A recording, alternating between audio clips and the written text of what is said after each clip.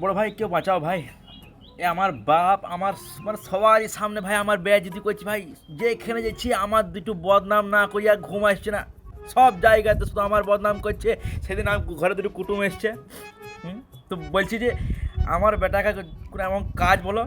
ও চারটি কারণ বলতে যে কাজটা এখন কেন করা উচিত নয়। কুটুমের সামনে আমার বদনাম করছি, কাল বাদ পরশু যখন আমার বিয়ে হবে বিয়ে লাগবে এরাই তো বলে দেবে যে না ছেলেটা ভালো লাগে, ছেলেটা কাজ করতে চাই না। হ্যাঁ, আমার রাগ ধরে গেল।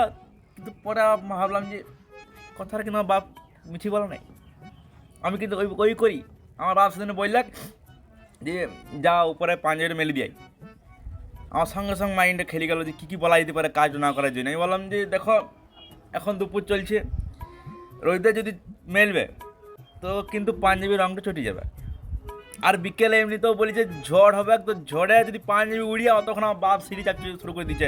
ওই চালবা এখান থেকে কাজ করবেন তো বলি দেখ না, শুধু বাকচুরি করছে ভাই। দুটো কথা ঢঙ্গে বলছি না, এই যেখানে পয়েন্ট পেয়েছি সেইখানে আমার বদনাম করে চলে আসছি ভাই। হ্যাঁ, এই যেখানে পেয়েছি সেদিন একটা লোক এসছে, ওই ছেলে মেয়ে কি করছি বলছি বাকি ছেলেরা ঠিক আছে, ছোটো ছেলে শুধু সারাদিন ছাড়ে চাপছা গাইল লোককে।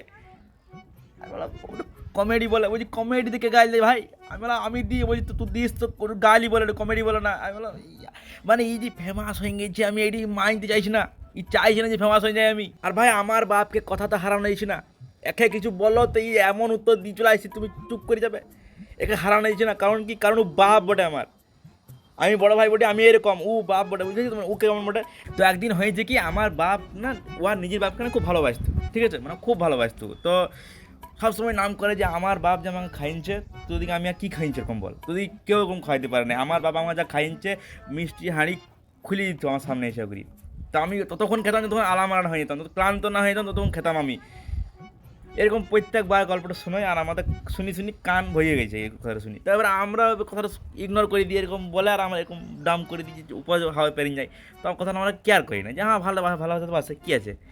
তো একদিন না আমার বাপ এরকম কেক এনেছে, এক প্যাকেট কেক এনেছে, ঠিক আছে। তো এক প্যাকেট সে দেখে 5 টাকা প্যাকেট, 5 টাকা পিস হয়, দেখে 60 টাকা দাম নেই পুরো কেকটা।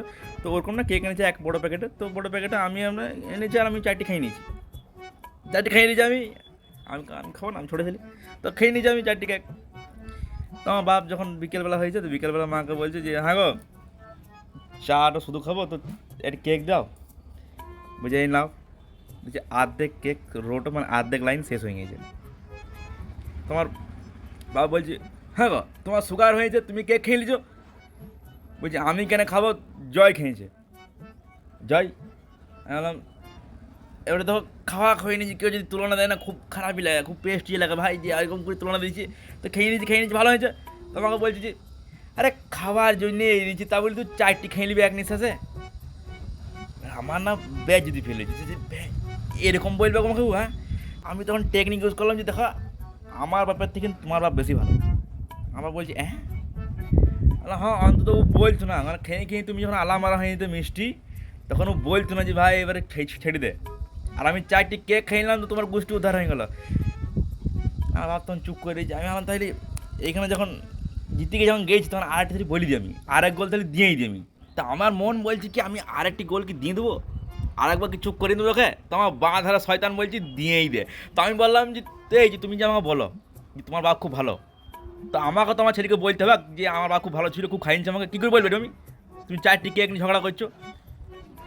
2-0 দুটো গোল দিয়ে দিচ্ছি আমি বিন্দাস, বাপ একদম চুপ। আমি বললাম তাহলে 3 নম্বর গোল কি দিয়ে দেবো নি, 3-0 করে ম্যাচটা তো এখানে ডিক্লেয়ার করে দেবো। তো আমার শয়তানটা বললে দিয়েই দে। তো আমি এবারে 3 নম্বর গোল দিয়ে জন্য প্রস্তুত। আমি পিছনে এক পা নিলাম যে এইবারে গোল হবে, এবারে মারবো কিক। তা আমি বললাম দেখো আমি তোমার ছেলে হইতে পারি। তো আমার বাবা বলছে শুনবে ফ্রিজে পানি ভর চাল।